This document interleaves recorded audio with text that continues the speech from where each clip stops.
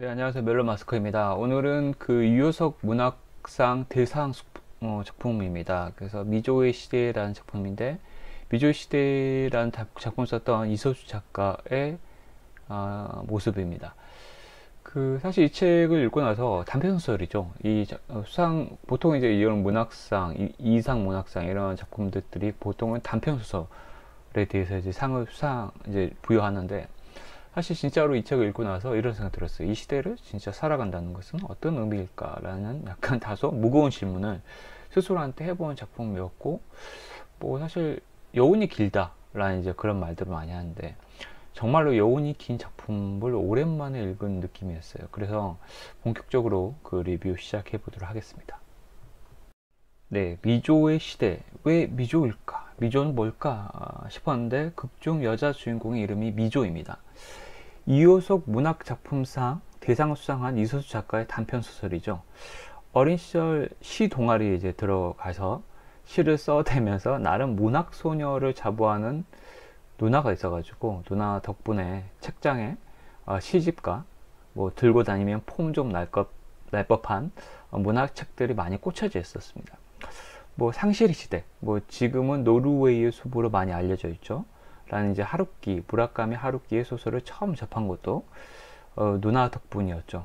물론 어린 저에게 소설 도입부에 야한 장면, 하루키 소설은 꼭 야한 장면이 조금씩 나오죠. 봐서는 안 되는 금서였고, 그러기에 무라카미 하루키는 야한 소설을 쓰는 사람 정도로 저한테, 어린 저에게 각인되었고, 또 역으로 얘기하면 문학 작품에는 을에 섹스 장면이 한 조각 들어가 있어야 한다는 어떤 편견이 생기기도 했던 시기이기도 했습니다. 아무튼 그 시절 그 누이의 책장에서 꼭 뭐 이상 문학 수상집 작품집이라는 작품집이 꼭 꽂혀 있었어요. 이상이라는 이제 작가는 뭐 학창 시절 때 배웠던 대로 요절한 천재 작가입니다. 도대체 근데 어떤 사람들이 이런 문학상을 수상할까라는 생각으로, 호기심으로 몇 장 펼쳐봤던 기억이 있지만 영 재미없어서 덮었던 기억들이 이제 서럭서럭 떠오릅니다. 뭐 그러고 보니까 제가 뭐 소설 안 좋아한다고 말씀드렸지만 안 좋아했다. 꽤나 어린 시절에 이미 저도 문학 소년의 범주에 속해 있었네요. 나름 early novel reader라고 해야 할까요? 뭐 그렇지만 학창 시절을 벗어나서는 뭐 제가 보기에는 힘이 너무 들어가 있는 문학상 수상집은 제 인생의 저변이 아니라 뭐 그냥 사라져 버린 것 같아요, 제 인생에서. 그러다가 무슨 바람이 불어서인지 잘 모르겠습니다. 요새 소설을 읽고 있어서 그런지 모르겠는데 이 책을 읽게 되었습니다. 첫 번째 소주제입니다. 나에게 미조의 시대란? 이라는 질문을 해봤습니다. 다 읽고 나서 난 소감을 딱 한 줄로 요약하자면 이렇습니다. 나는 한국인이고 이 땅 한국에 살고 있는 사람이다. 비록 단편 소설이지만 미조의 소설을 읽으면서 진실로 나의 시대라는 말이 절로 나왔습니다. 문학은 그 시대를 반영한다고 합니다. 사실 이 교과서에나 나올 법한 이 진부한 말, 그 다음에 수능 시험에서 오지선다형 답안지에 기술될 이런 말로 보이는 말이죠. 뭐 나름 작년 하반기부터 올해 상반기까지 숱한 소설들을 읽어내면서 사실 단 한 번도 이 말을 새겨본 적이 없고, 사실 이런 걸 배웠다는 기억조차 끄집어낼 어떤 동의는 없었던 것 같아요. 그런데 이 미조의 시대를 읽으면서 이 말의 의미를 깨닫게 될 줄은 정말 상상도 못했습니다. 저는 미조의 시대를 읽는 내내 여주인공 미조와 함께 동시대를 살고 있다는 사실을 진짜 뼈저리게 느꼈습니다. 미조는 다름 아닌 나였고 저였고, 다름 아닌 바로 지금 2021년을 대한민국이라는 땅에서 살고 있는 한국인이었습니다. 시대적 동질감, 장소적 동질감, 이게 나인데, 문득 톨스토이가 부활, 안나 까레니나를 막 출간했던 당시에 러시아 사람들은 톨스토이의 문학 속에서 절절한 어떤 시대적, 그 다음에 장소적 동질감 느꼈지 않았을까 싶은 생각이 들더라고요. 아마 그랬을 것 같습니다. 지금 우리로서는 주석을 통해서 당시 무슨 일이 있었고, 어떤 일이 있었고, 배경이 어떻고 라는 것을 지식으로만 접근하는 내용을 당시 러시아 민중들은 톨스토이의 소설 속에서 뼈저린 공감을 했지 않을까라는 생각이 듭니다. 그 점에서 너무 부럽구나라는 생각을 미조의 시대를 읽으면서 좀 하게 되었어요. 네, 본격적으로 미조의 시대 속으로 한번 들어가 보겠습니다. 먼저 주인공 미조에 대해서 이야기해 보겠습니다. 소설은 미조가 구로 디지털 단지역에서 도보로 10분 거리에 있는 회사에 격리 면접을 보러 가면서 시작됩니다. 박봉인데도 면접은 국내 굴지의 대기에 못지않는 압박 면접으로 시작합니다. 어쩌면 수치스러울 정도로 개인사에 대해서 꼬치꼬치 캐묻습니다. 그런데 밥을 벌어 먹으려면 어쩔 수 없이 꾸역꾸역 답을 해야 합니다. 소설의 한 부분을 인용해 보겠습니다. 많은 돈은 줄 수 없다. 연차가 쌓이면 승진은 가능하지만 그걸 바라면 위험해지게 될 것이다. 너를 자르고 신입을 뽑아도 급여 정산 정도는 충분히 맡길 수 있다. 너는 그걸 알고 있어야 한다. 거의 모든 회사에서 들어온 말이었다. 차장은 다시 압박 면접으로 돌아가 더 좋은 프로그램은 당연 쓸 줄 알죠? 라고 물었다. 예상하지 못한 말은 아니었으나 예상하지 못한 자신감 하락이 찾아왔다. 나는 떳떳하지 못한 목소리를 말했다. 예전에 다녔던 회사들은 세무사 사무소에 자료를 넘기는 방식이었습니다. 차장은 긴 한숨을 내쉬었다. 그의 얼굴은 여긴 왜 왔느냐고 물었고 나의 얼굴은 나를 왜 불렀느냐고 묻고 있었다.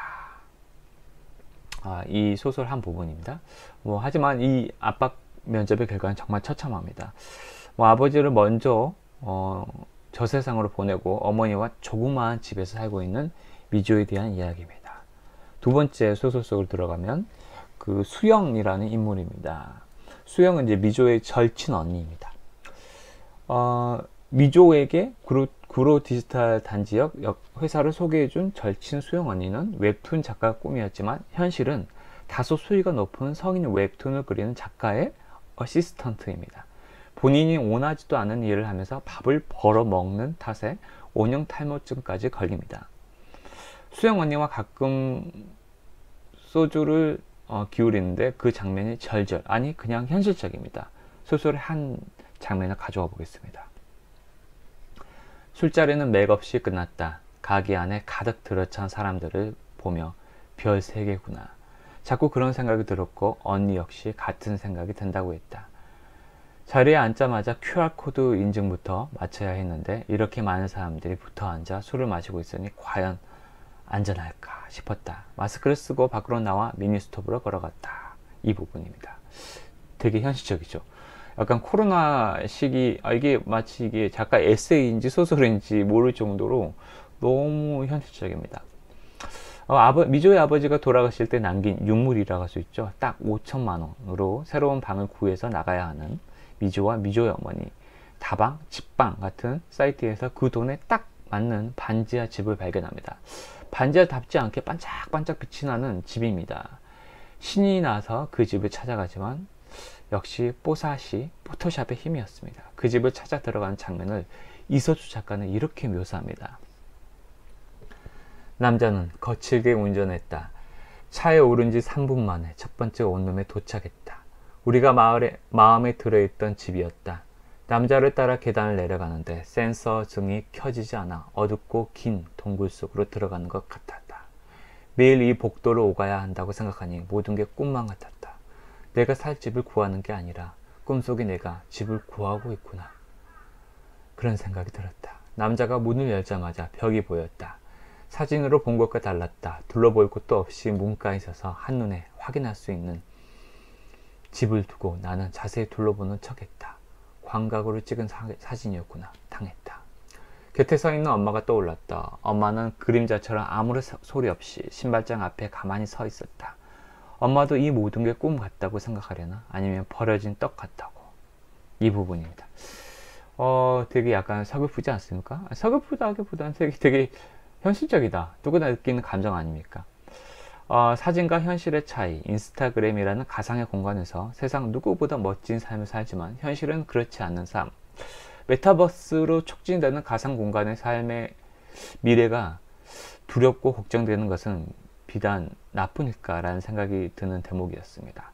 수영 언니와 또 오랜만에 만나 이런저런 이야기 끝에 미조는 뱉어서는 안 되는 말을 꺼내고 맙니다. 웹툰 어시스트 계속 하다가는 대머리 된다 라는 말. 그 말을 하고 미조는 쏜살같이 자리에서 일어납니다. 그 말이 얼마나 소영 언니의 마음에 상처를 줬을지 알면서도 말해버리고 말았던 겁니다. 사과의 카톡을 남기고 한참이 지나서야 소영 언니에게 답이 옵니다.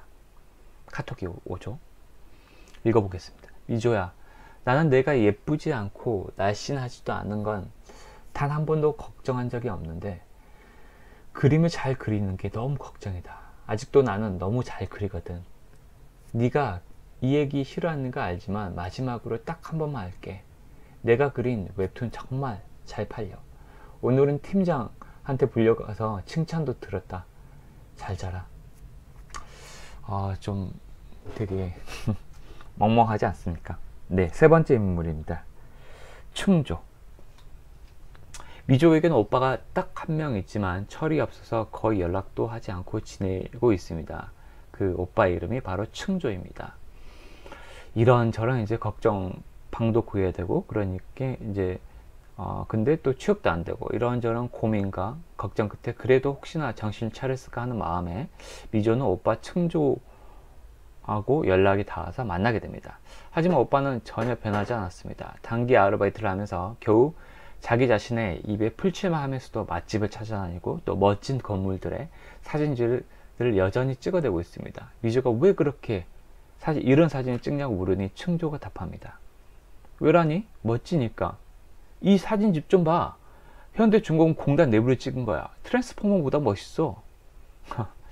미조는 충조를 나무라지만 충조는 정말로 철이 덜 들었을 수 있고, 아니면 먼저 훌쩍 떠나버린 아버지 뒤에 장남으로서 남겨진 자기 자신의 삶의 무게로부터 멀리 도망치고 싶었는지도 모르겠다라는 생각이 들었습니다. 아마도 우리 모두가 어쩌면 충조와 닮은 모습들이 한두 조각 정도는 우리 내면에 있지 않을까라는 생각이 들었습니다. 네, 다음 인물입니다. 다음은 미조의 어머니입니다. 집에 돌아오니 어머니가 있습니다. 미조의 어머니는 시를 쓰는 것을 정말 좋아합니다. 시를 쓰는 것은 어머니에게 어떤 의미일까요? 역시 소설의 한 대목을 가져와 보겠습니다. 세수를 하면서 엄마의 시를 떠올렸다. 체코인가, 돌아선 장롱과 버려진 떡, 그리고 또 뭐였더라? 나머지는 생각나지 않았다. 엄마는 왜 이런 시를 쓰는 걸까? 목격한 것들은 나열하는 것뿐인지도 모르지만 엄마가 부대찌개 집에서 체코인을 봤을 리 없고, 그 전에 이 동네에 체코인이 왔을 리도 없다. 왔다고 하더라도 체코인이라는 걸 어떻게 단박에 알아볼 수가 있나? 버스를 탔을 리도 없다. 마스크를 꼭 써야 하는 세상이 된 뒤로 엄마는 동네를 벗어난 적이 없었다. 마을버스 종점까지였던 엄마의 생활 반경은 이제 집 근처로 거의 벗어나지 않았다. 종점에 가본 곳도 용기를 내서 한 일이었다. 아무런 목적 없이 종점에 내려 조금 걷다가 다시 버스를 타고 돌아왔지만 엄마는 바다를 보러 가는 것처럼 들뜬 마음이었다고 했다. 종점이 바다 같았어. 나는 엄마를 도저히 이해할 수 없었지만 그걸 시로 써보라고 대꾸했다. 여기까지입니다. 근데 이제 이런 어머니가 반지하 방으로 이사 갈 일을 앞두고 이제 시를 그만 쓰겠다고 말합니다. 충조가 집착하는 맛집, 그리고 사진, 그리고 어머니가 집착하는 시 짓기, 이 둘은 무척이나 닮아 보입니다. 힘든 현실을 이겨내기 위해 인간은 무엇이든 붙들려고 합니다. 그들에게 그것만이 유일한 희망으로 보였을 것입니다. 그들을 포기하는 것은 현실과 맞서 싸우겠다는 의지를 불태우거나 아니면 유일한 희망마저 포기하고 어찌 보면 거지 같은 현실에 굴복하겠다는 뜻일지도 모릅니다. 네, 소설을 읽는 내내 제 자신과 미조, 그리고 미조의 어머니 충조, 수영언니가 제 자신과 진짜 겹쳐 보였습니다. 마지막으로 이 한마디 남기면서 미조의 시대 리뷰를 끝맺도록 하겠습니다. 나는 한국인이고 이 땅 한국에 살고 있는 사람이다. 네, 감사합니다.